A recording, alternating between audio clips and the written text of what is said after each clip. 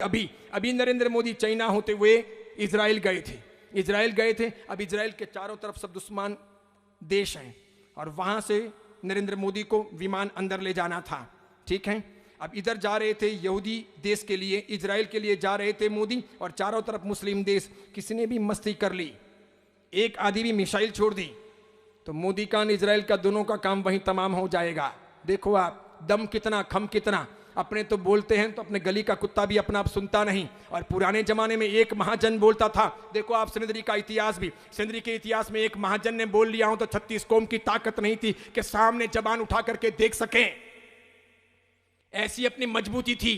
वो महाजन कोई डायमंड्स के सूट नहीं पहनते थे, वो कोई एक किलो सोना नहीं पहनते थे, भले कारी लगा करके जुब्बा और धोतिया पहन लेते थे। पुराने जमाने का फेटा होता था, लेकिन दमखम जोरदार होता था। अपनी निष्ठा थी, अपनी नीति थी, सामाजिक एकता थी, बहुत जोरदार अपना जतन करते थे। अच्छे तरीके से पूरे मारवाड़ को चला लिए थे, इतना अच्छा था। और न्याय प्रिय ही अपना जीवन आधार था।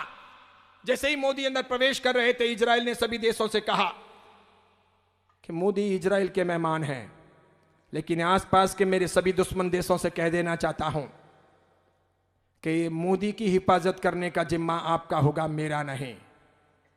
मोदी मेरे मेहमान हैं, लेकिन आसपास के दुश्मन देशों से कह देना चाहता हूं कि मोदी की हिफाजत करके उसको सुरक्षित इजराइल तक पहुंचाने का जिम्मा तुम्हारा होगा, मेरा नहीं। ख्वाम ख्वाम ख्वाम ख्वाम कहीं कुछ हो गया तो इतिहास के पन्नों में तुम लोग राख के सिवाय किसी रूप में देखने को नहीं मिलोगे। कोई भी देश हो आसपास में, जैसे ही एक बार चाइना या इंडिया से मोदी का विमान रवाना हो और वो मेरे मेहमान हैं, यहां पहुंच रहे हैं, उनको कुछ हो गया तो तुम लोगों का कुछ भी नहीं बचेगा। जितने आसपास के देश थे, दुश्मन देश, सबके सब डर गए। सबको हुआ कि अब कुछ भी हुआ तो अपने माथे पे ही आएगा। कोई दूसरा भी करेगा, इजराइल खुद भी मारेगा मोदी को तो भी अपने माथे पे ही आएगा। इसलिए अब क्या करना चाहिए, मोदी को सुरक्षित इजराइल भेजना चाहिए। तो देखिए आप कैसा, आप लोगों ने शायद बराबर नहीं देखा होगा, मैंने अच्छे तरीके से वो वीडियो देखा। ये मोदी का वायुसेना का विमान, इधर इजराइल का एक विमान, इधर इजराइल का दूसरा विमान, इधर इजराइल का तीसरा विमान, इधर इजराइल का चौथा विमान, इधर इजराइल का पांचवा विमान, इधर इजराइल का छठा विमान। अब उसके पास में इजराइल के दुश्मन देशों के विमान।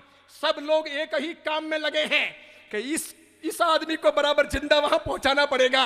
ये मरा तो अपने सब मरे, एक जिंदा नहीं बचेगा।